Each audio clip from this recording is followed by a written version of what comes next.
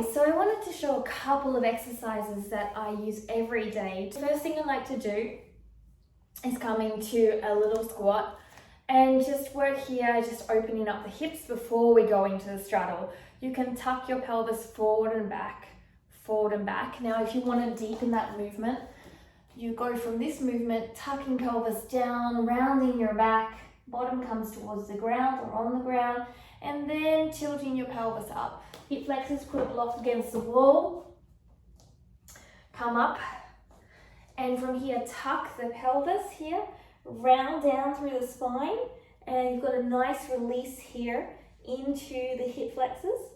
So this block is underneath to protect my knee, and that rounding down really gets into it to release it out. I find that very, very important.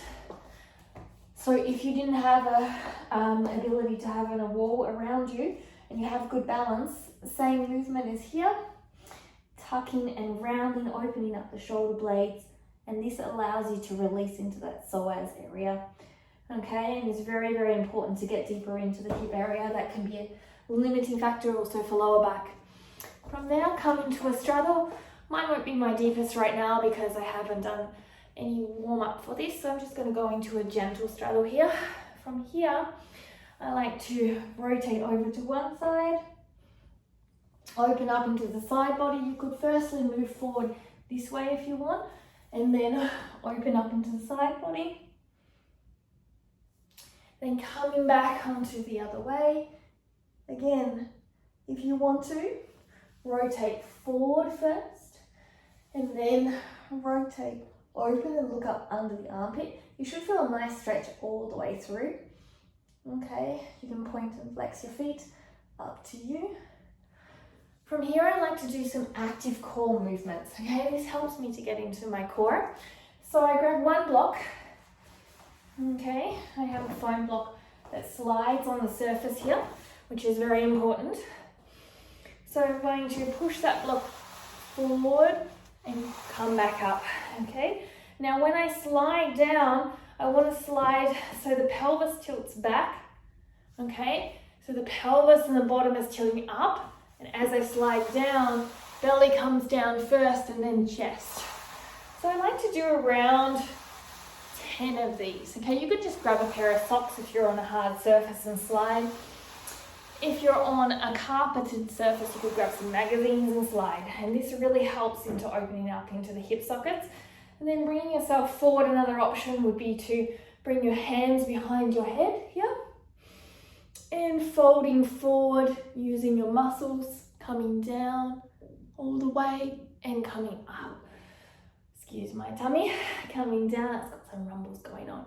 All the way and coming up. So that's another great option. You could also put a weight behind you, which will make it even more intense.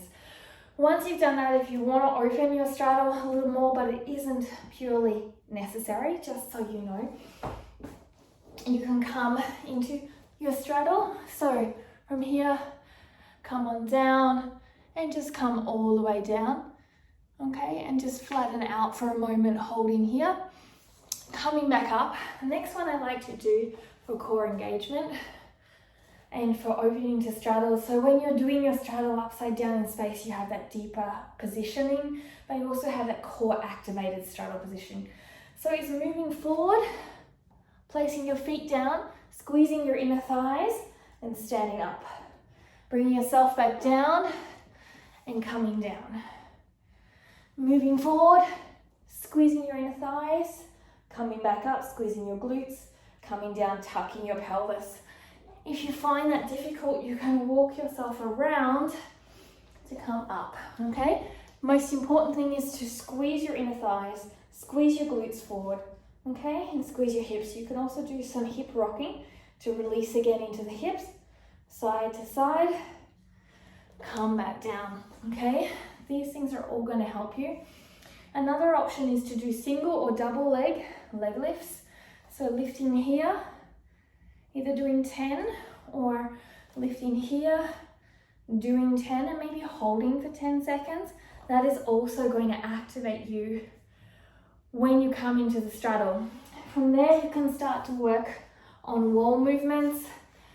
So You can come up onto the wall as close as you can. Your hips need to be over your wrists.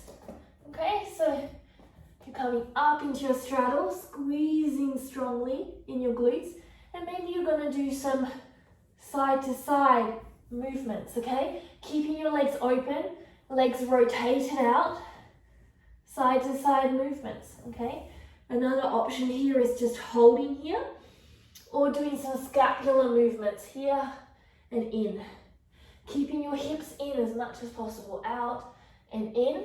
You could eventually bring your arms out a little bit and coming out into your planche and pushing back up. So practicing the planche movement and getting a little stronger. So as you go forward, your shoulders go back here and your head comes forward to hold that position. Okay? Have a great day. Namaste.